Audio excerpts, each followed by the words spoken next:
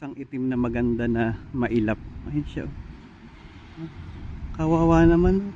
Iniwan lang to for sure eh. Tingnan mo, ang ganda.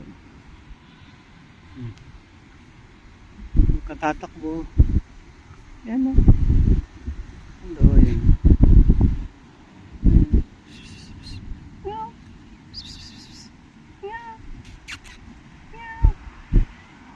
Kawawa.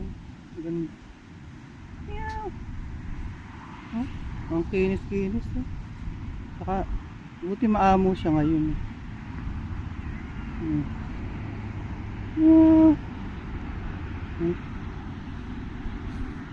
Nagsusuot lang siya sa mga ilalim ng ano, nagtatago. Mga ilalim ng damo. Kawawa naman. Sumuot na to.